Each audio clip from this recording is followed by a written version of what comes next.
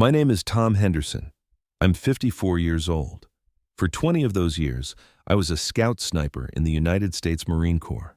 After I retired, I spent another 15 as a firearms instructor and backcountry guide up in Montana.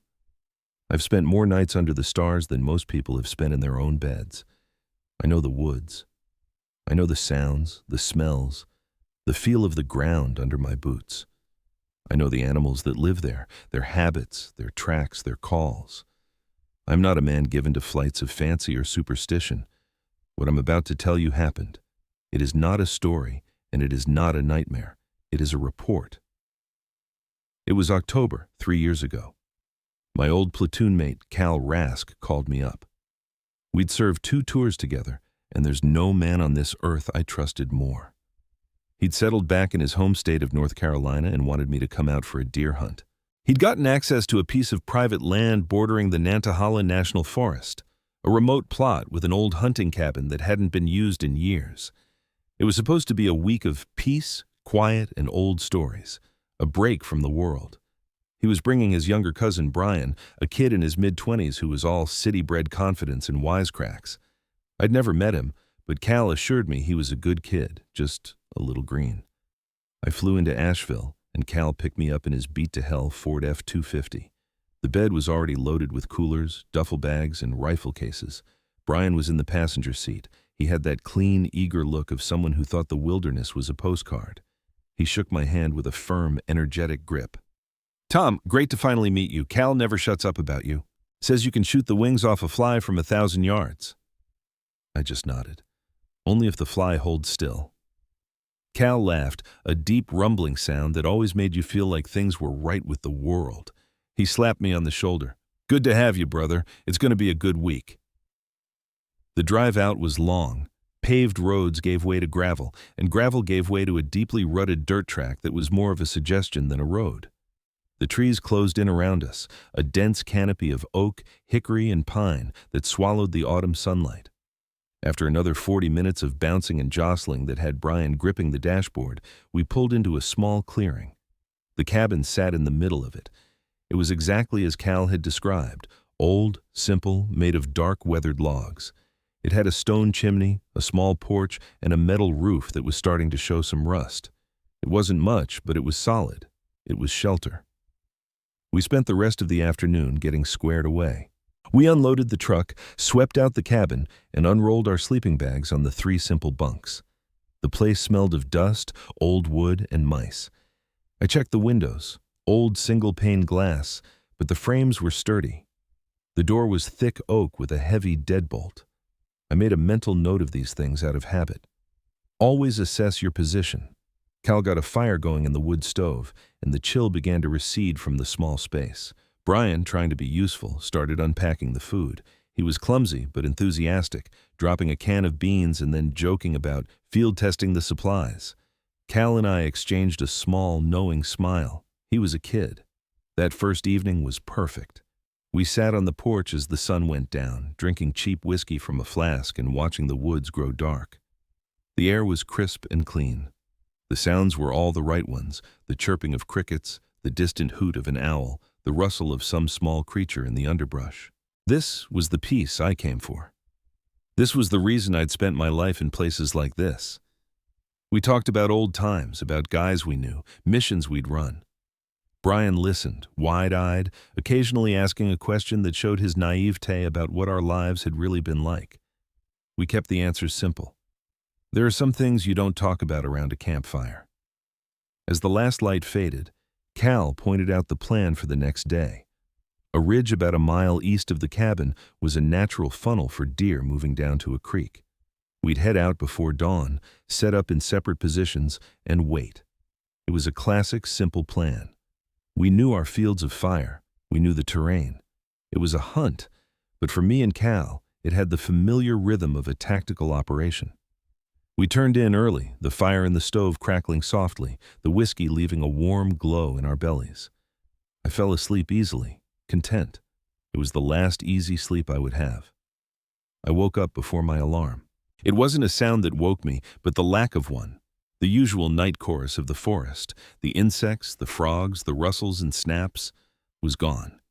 There was a profound, unnatural silence.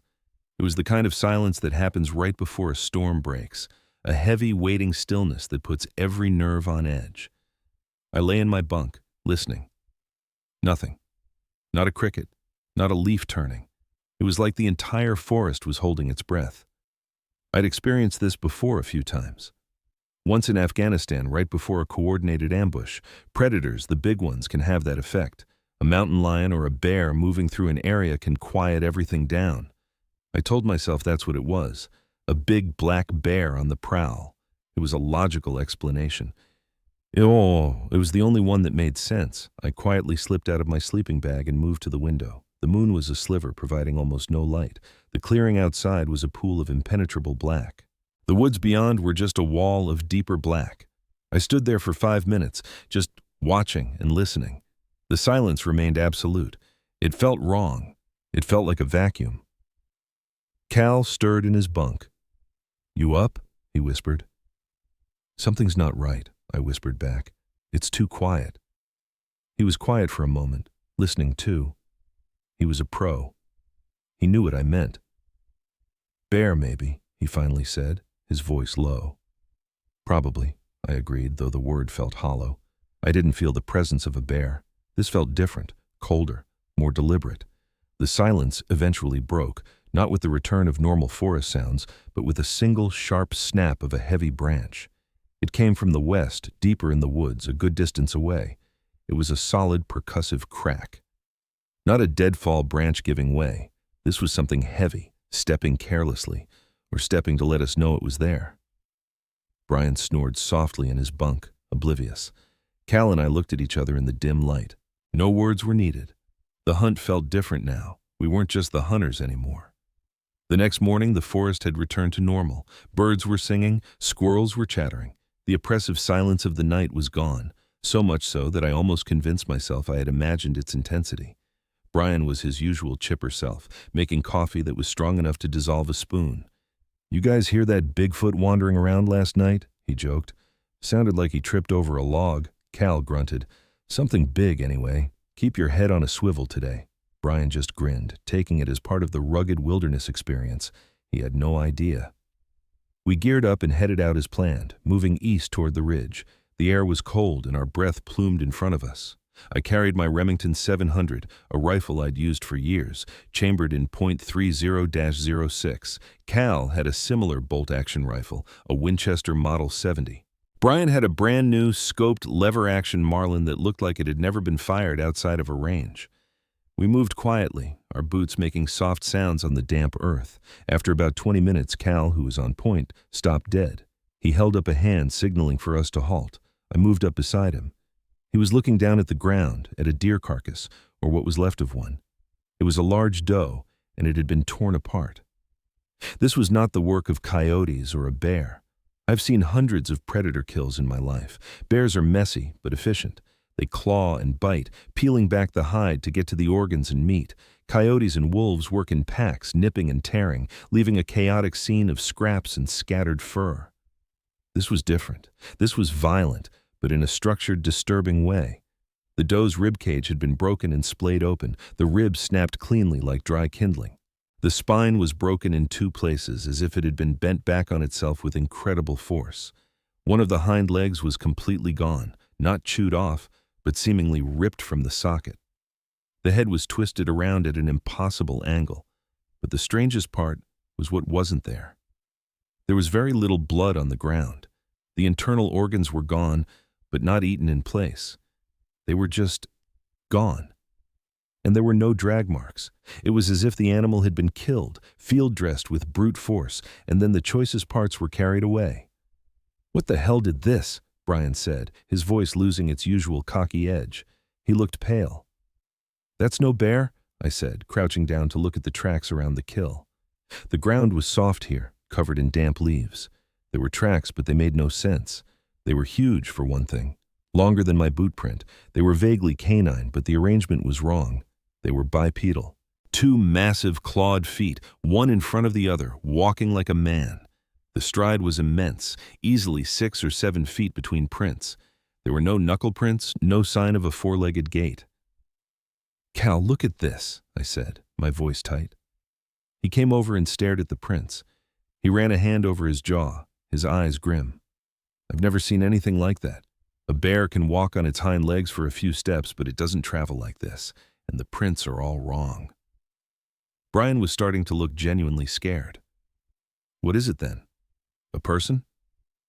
I shook my head. No person is strong enough to do this to a full-grown deer, and no person leaves tracks like that. I stood up and scanned the trees around us. The feeling from the night before was back, the feeling of being watched. The woods were quiet again. The birds had stopped singing. We decided to abandon the hunt for the day. The mood was broken, and a deep sense of unease had settled over us. We needed to get back to the cabin, back to a solid structure. As we walked, I tried to rationalize what we'd seen. A deformed bear, a hoax. But the carcass was real. The tracks were real. The sheer brutal strength required was real. My mind, trained to find logical patterns and explanations, was coming up empty. It was like trying to solve an equation where one of the variables was from a math that didn't exist. Back at the cabin, the atmosphere was tense. Brian tried to make a joke about it, something about hillbilly monsters, but it fell flat. He spent the rest of the afternoon cleaning his rifle, his hands moving with a nervous energy. Cal and I did a perimeter check of the clearing. We found more of the tracks near the woodline on the west side of the cabin, where we'd heard the branch snap the night before. They came out of the dense woods, walked a partial circle around the clearing, and then went back into the trees. It had been watching us, sizing us up. "Tom," Cal said, keeping his voice low so Brian couldn't hear, "I've got a bad feeling. A real bad feeling. This isn't right." "I know," I said. "Whatever this thing is, it's big, it's strong, and it's not shy. That kill back there, that was a message." We agreed to fortify the cabin as best we could. We brought in extra firewood to last the night, double-checked the locks, and made sure the shutters on the windows were secure. We kept our rifles close. We were no longer on a hunting trip. We were in a defensive position, waiting for an enemy we couldn't identify. Night fell like a lead blanket. The silence returned, heavier and more menacing than the night before. We sat inside the cabin, the only light coming from a single kerosene lamp that cast long, dancing shadows on the walls. We didn't talk much. Every creak of the old logs made us jump. Brian was trying to act tough, but his eyes kept darting toward the windows. Around 9 o'clock, it started. A faint scratching sound from the back of the cabin. It was rhythmic, deliberate, scrape, scrape, scrape, like a long nail being dragged slowly across the logs. "What's that?" Brian whispered, his knuckles white where he gripped his rifle. "Shh," Cal hissed. I held up a hand, listening. The sound stopped. We waited in absolute silence for what felt like an hour. Then, a new sound, a soft, wet sniffing right outside the door. A deep, guttural inhale, followed by a slow exhale. It was so close it felt like it was in the room with us. I could almost feel the vibration through the thick oak door. Brian let out a small, choked gasp. Then, the doorknob began to turn, slowly, silently at first, then with more force. It rattled back and forth, testing the lock. My blood ran cold. This wasn't an animal. Animals don't turn doorknobs. This was intelligent. It knew what a door was. It knew how to open it. It was trying to get in. I raised my rifle, aiming it squarely at the center of the door. Cal did the same, positioning himself to cover the main window. The rattling stopped. A moment of silence. Then, a heavy thud against the door, hard enough to make the whole frame shudder, then another and another. It wasn't a frenzied attack. It was measured. It was testing the structure, looking for a weak point. The thudding stopped. We heard heavy footsteps moving away from the door, crunching on the gravelly dirt. They moved around to the side of the cabin, to the wall where my bunk was. I heard more sniffing, right through the thick logs. Then came a sound that I will never forget. It was a low growl that seemed to vibrate in my bones, but it had words in it, mangled, half-formed words. It was mimicking human speech, the way a parrot does, but with a deep canine rasp. It was a horrifying, gurgling mockery of a voice. I couldn't make out the words, but I didn't need to. The intent was clear. It was toying with us. Suddenly, Brian scrambled to his feet. "I've had enough of this. It's probably just some local lunatic trying to scare us." He started toward the door. "Brian, no!" Cal yelled, grabbing for his arm. "Get back! That's not a person!" But Brian shook him off, his face a mask of fear and foolish bravado. "I'm not going to be trapped in here like a rat." Before either of us could stop him, he unlatched the deadbolt. It was the single stupidest, most suicidal act I have ever witnessed. He threw the door open and stepped onto the porch, his rifle half raised. "Hey, get the hell out of here," he yelled into the darkness. For a split second, there was nothing, just the black, silent clearing.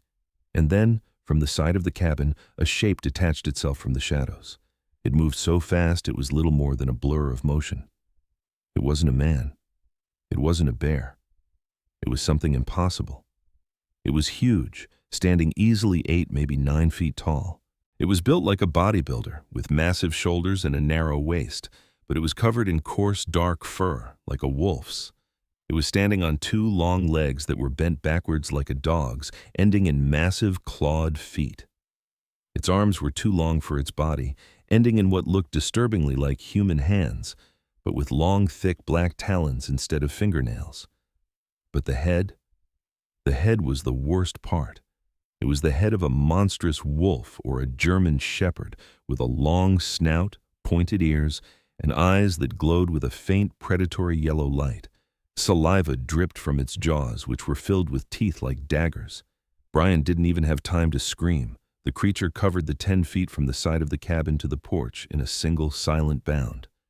One of its long arms shot out and grabbed Brian by the front of his jacket. He was lifted off his feet like a child's doll. I saw his face for a fraction of a second, the bravado replaced by pure, abject terror. The creature didn't maul him. It didn't bite him. It simply turned, with Brian still in its grip, and disappeared back into the darkness of the woods. The whole thing took less than 3 seconds. The sound of a single, muffled crunch, and then a horrible, wet, tearing noise echoed back from the trees. And then, silence. The door was still wide open. The cold night air poured in. For a long moment, Cal and I just stood there, frozen in disbelief and horror. The transition from a tense standoff to a violent, irreversible reality had been so fast, our minds couldn't process it. Brian was gone. Just gone. Cal was the first to move. He slammed the door shut and threw the deadbolt. His face was ashen. "He's gone," he whispered, his voice cracking. "Oh God, Tom, he's gone." My training kicked in, pushing the horror and grief down into a small, tight box. There was no time for that now. We were in a fight for our lives. "Cal, get away from the windows," I ordered, my voice coming out flat and steady. "It'll be back." We knew it would. It had taken Brian, but it knew there were 2 more of us inside. We were the rest of the meal. We dragged a heavy wooden table and wedged it under the doorknob. We piled our duffel bags and the remaining firewood against the base of the door. It wouldn't hold against a determined assault, but it would slow it down. It would give us seconds. We took up positions. I took the front window. Cal took the one on the side. We'd left the shutters open when Brian went out. A fatal mistake. Now, the black panes of glass were our only view of the enemy's approach vector. We turned off the lamp. The only light was the faint dying glow from the cracks in the wood stove. Plunging the room into near darkness was a tactical choice. It would make us harder to see from the outside and help our eyes adjust to the night. We waited. The silence stretched on, thick with dread. My heart was a drum against my ribs. I kept my rifle trained on the clearing, my finger resting on the trigger guard. Every shadow seemed to move. Every gust of wind sounded like footsteps. Then, a scraping sound on the roof. It was directly above us. A slow, heavy dragging sound. It was on the cabin. I motioned to Cal, pointing upwards. He nodded, his eyes wide. The scraping moved from one end of the metal roof to the other, a deliberate, exploratory sound. It was testing the roof, just as it had tested the door. A new sound began, a low, guttural humming that seemed to resonate through the entire structure. It was a deep, menacing vibration that you felt in your teeth. Then, a crash. The stone chimney exploded inwards. A shower of rock, mortar, and soot rained down around the wood stove. A huge, dark shape was silhouetted against the starry sky in the newly created hole. It was one of the creature's massive clawed hands. It was trying to tear its way in through the roof. "Fire!" I yelled. We both opened up. The roar of the high-powered rifles inside the small cabin was deafening. I put 2 rounds of .30-06 into the arm and shoulder area of the silhouette. Cal fired 3 times in rapid succession. The arm recoiled back out of the hole. A furious, pain-filled howl ripped through the night. a sound that was half wolf and half something else, something far worse. It was a sound of pure, intelligent rage. We heard a heavy thud as it jumped or fell off the roof. It landed on the ground on the west side of the cabin. There was a moment of silence and then a roar of fury. The wall beside Cal's window bowed inwards as something immensely heavy slammed into it. The logs groaned and dust rained from the ceiling. "It's trying to break through the wall!" Cal shouted. He fired through the window, the glass shattering into 1,000 pieces. Another pained snarl from outside. Then it was at the front. I saw it through my own window. It was standing in the middle of the clearing, fully visible in the faint starlight. It was magnificent and terrifying. Its fur was matted with something dark that I knew was Brian's blood. Its yellow eyes were fixed on the cabin, burning with hate. It wasn't just a predator hunting for food. This was personal now. We had heard it. It lowered its head and charged. It wasn't running. It was loping, a ground-eating, impossibly fast gait. It wasn't aiming for the door. It was aiming for the window I was standing in front of. I fired. The round hit it square in the chest. It staggered, a guttural grunt forced from its lungs, but it didn't stop. The sheer momentum it carried was unbelievable. I worked the bolt, ejecting the spent casing and chambering a new round. Too slow. It hit the wall below the window like a freight train. The entire cabin shook. I was thrown off my feet, my head hitting the opposite wall. My rifle clattered to the floor. The world swam. Through ringing ears, I heard the sound of splintering wood. It was tearing the logs apart with its bare hands. Claws screeched as they gouged out huge chunks of wood. I scrambled for my rifle, my vision blurry. Cal was yelling my name. "Tom, get up!" He was laying down suppressive fire through his broken window, trying to get the thing to back off. The tactic worked. The creature stopped tearing at the wall and moved out of the direct line of fire, circling back into the darkness. I got to my feet, my head throbbing. I checked my rifle. It was okay. I took my position back at the ruined window frame. The night air was cold on my face. "We can't stay here," I said to Cal, my voice hoarse. "This place is a coffin. It's going to tear it down around us." Cal reloaded his rifle with trembling hands. "Where do we go? The truck is 50 yards away, across an open clearing. We'll never make it." He was right. It was a suicide run, but staying here was also suicide, just a slower one. My mind raced, searching for an option, any option. Then I remembered. In my survival kit, in my pack by the door, I had a flare gun and 3 shells. It wasn't a weapon, but it was light, intense, and burning. "I have an idea," I said. "It's a long shot. I've got a flare gun. On my signal, we lay down covering fire toward the tree line on the east side. We make it think we're trying to break out that way.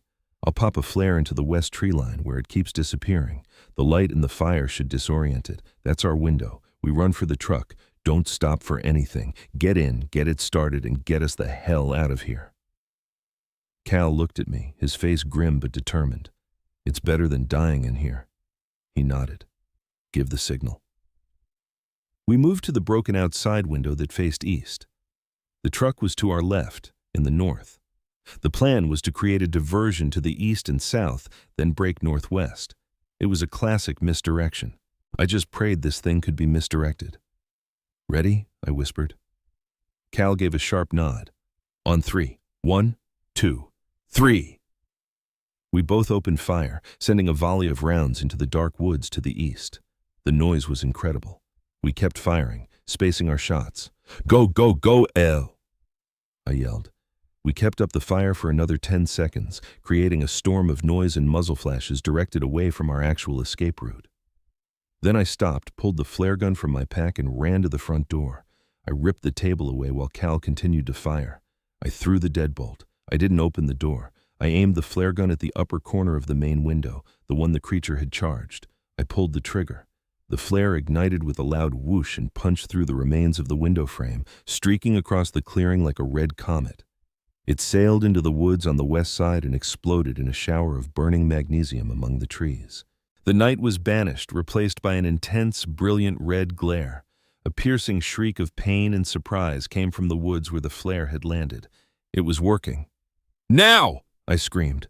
I threw the door open and sprinted out onto the porch. Cal was right behind me. The 50 yards to the truck felt like 1,000 miles. The ground was uneven. The air was filled with the acrid smoke from the flare. The world was a flickering, hellish red. My lungs burned. My legs pumped. Don't look back. Just run. We were halfway there when I heard it, a sound of unimaginable fury behind us. It was coming. I risked a glance over my shoulder. The creature had burst from the tree line. It was on all fours now, galloping like a giant misshapen wolf, and it was closing the distance with terrifying speed. Its fur was smoking in several places where the flare had hit. Its yellow eyes were blazing with murder. "Faster, Cal!" I screamed. We were 10 yards from the truck. 5. Cal reached the passenger side and fumbled with the handle. I reached the driver's side, my keys. I dug in my pocket, my fingers clumsy with adrenaline. The creature was almost on us. I heard its guttural, rasping breaths. I got the key in the lock and twisted. The door opened. I threw myself inside and Cal tumbled into the passenger seat at the same moment. "Start it!" he yelled, frantically trying to lock his door. I jammed the key into the ignition. The engine turned over once, twice, and then caught with a roar. At that exact moment, the creature slammed into the side of the truck. The whole vehicle rocked violently on its suspension. A massive, clawed hand appeared at Cal's window, which was thankfully rolled up. The safety glass spiderwebbed under the impact of a single furious blow. I slammed the truck into reverse, stomping on the gas. The tires spun on the loose dirt, and then the truck shot backwards. I cranked the wheel, swinging the front end around toward the dirt road. The creature was momentarily thrown off balance. It recovered instantly and lunged for the front of the truck. I shifted into drive and floored it. The F-250 leaped forward, its headlights cutting a path through the darkness. The creature was directly in front of us. There was no time to swerve. I braced for impact. There was a sickening, heavy thud as the grill of the truck hit the creature dead on. It was like hitting a brick wall. The thing was thrown up onto the hood, its monstrous face and glowing yellow eyes filling the windshield. Its claws screeched against the glass, leaving deep gouges. One of its hands slammed against the glass, and a network of cracks appeared right in front of my face. It was trying to get through the windshield. It opened its jaws in a silent, furious snarl, its fangs inches from my face. Without thinking, I reached for the only weapon I had, the truck itself. I swerved hard to the left, then hard to the right. The creature's immense weight made the truck difficult to control, but it was losing its grip. On the second swerve, it was flung from the hood, rolling off the side of the truck and disappearing from the headlight's beam. I didn't slow down. I pushed the accelerator to the floor. The truck fishtailed down the narrow logging road, branches scraping and screeching along the sides. I didn't care. I just drove. My eyes were glued to the rearview mirror, expecting to see it coming after us. For a few terrifying seconds, I thought I did. A tall, dark shape, keeping pace with the truck, running in the trees just off the road. But then the road straightened out, and I was able to gain more speed. The shape fell behind and was finally swallowed by the darkness. We drove for what felt like an eternity, not speaking, just the sound of the engine roaring and our own ragged breathing. The dirt road finally gave way to gravel, and then, blessedly, to cracked pavement. We didn't stop until we saw the first streetlights of a small town. I pulled into the parking lot of a closed gas station, the only source of light for miles, and killed the engine. The sudden silence was deafening. I sat there, my hands gripping the steering wheel so hard my knuckles were white. I was shaking uncontrollably. The adrenaline was wearing off, leaving behind a cold, hollow dread. Cal was slumped in the passenger seat, his head in his hands. He was making a low, choked sound. He was weeping. For Brian, for the horror we had just survived. We sat there for a long time. Eventually, the first hints of dawn began to lighten the eastern sky. We had to do something. We had to report it. Brian was gone. He was Cal's family.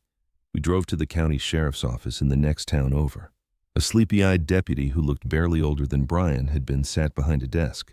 He listened to our story, his expression shifting from boredom to disbelief, and finally to a kind of weary pity. We told him everything. The silence, the tracks, the deer, the attack on the cabin, the creature. Brian. He took our statements, writing slowly on a standard form. I could see in his eyes he didn't believe a word of it. Not the important parts, anyway. To him, we were two middle-aged men, probably drunk or on something, who had gotten spooked in the woods and lost our friend. "So," he said, tapping his pen on the desk, "you're telling me a 9-foot-tall wolfman attacked your cabin and abducted your cousin?" The condescension in his voice was thick. "I'm telling you what happened," I said, my voice flat. "Your cousin is missing in the Nantahala forest," the deputy said, ignoring my tone, "and you're claiming he was taken by this thing. Did you find a body?" "No," Cal said, his voice hoarse. It took him. It took him into the woods." The deputy sighed. "Okay, we'll file a missing persons report. We'll organize a search party when the sun is fully up. As for the rest, you say a bear attacked your cabin?" I saw what he was doing. He was giving us an out. A plausible story. "It was not a bear," I said, my voice rising. "Look at the truck. Look at us." He glanced out the window at the F-250. The hood was dented, the windshield was a mosaic of cracks, and the side was covered in deep gouges. He looked at the cuts on my face, the wild look in both our eyes. His professional mask slipped for just a second. He leaned forward. "Listen," he said, his voice low. "People get lost in those woods all the time. They get scared. They see things. A big black bear in the dark can look like a lot of things. Your friend probably got spooked, ran off, and got lost. We'll find him." He was trying to be reassuring, but it just felt insulting. He was erasing our reality and replacing it with one that fit into his forms and his understanding of the world. They took our rifles for ballistic testing. They impounded the truck as evidence. They treated us not as victims, but as unreliable witnesses, possibly even suspects. The search party went out. They found nothing. No body, no blood trail, no tracks that they recognized. They found the cabin, of course. They saw the damage. The official report, which came out weeks later, listed the cause as significant property damage by a large, unidentified animal, presumed to be a black bear. Brian was officially listed as a missing person, presumed to have wandered off and succumbed to the elements. Case closed. The only person who seemed to take us seriously was an older officer, a man near retirement who saw us as we were leaving the station. He pulled us aside, out of earshot of the others. He had sad, tired eyes. "You boys were hunting up on the old Miller property, weren't you?" he asked quietly. We nodded. He looked around, then leaned in closer. "My granddaddy used to say there are things in those woods you don't want to find. Things that have been there since before we had names for them. He called them, well, it don't matter what he called them. You were lucky. You got out. My advice? Don't ever go back, and don't go looking for answers. There aren't any you'd want to find." He patted my arm, a gesture of grim solidarity, and then walked away. He was the only one, the only person who looked at us and saw the truth. I had to tell Brian's parents. That was the hardest thing I've ever had to do in my life, harder than anything I faced in combat. How do you tell a mother and father that their son was killed by a monster from a child's nightmare? I didn't. I couldn't. I told them there was an accident, a bear attack, the official story. The lie felt like acid in my mouth. Cal couldn't face them. He fell apart after that. I haven't heard from him in over a year. I think the guilt and the truth just broke him. I'm not the same man I was. I left Montana. I couldn't stand the woods anymore. The peace I once found there is gone, replaced by a constant, gnawing fear. I live in a city now, surrounded by concrete and steel and the noise of people. It's a different kind of prison. Every time I hear a dog bark at night, I freeze. Every shadow in a dark alley looks too tall, too broad. I have nightmares. I see those glowing yellow eyes, that impossible body, the look on Brian's face. I see it over and over. I know what I saw. I spent my life dealing in facts, in ballistics, in windage and elevation. The world was a set of rules to me. That thing, it broke all the rules. It proved that the map of the world we all carry in our heads is wrong. There are blank spaces, and in those blank spaces monsters dwell. The old officer was right. We were lucky. We survived. But I learned a terrible lesson that night. We are not at the top of the food chain. We are just arrogant, living in a well-lit room, convinced that the darkness outside is empty. it is not empty. And sometimes the things in the darkness get curious. Sometimes they turn the doorknob. My name is Tom Henderson, and I am a survivor, but I am not whole. A part of me is still in that cabin, in those woods, waiting for the scratching to begin again. Don't go into the woods alone. And if the forest ever goes silent, run.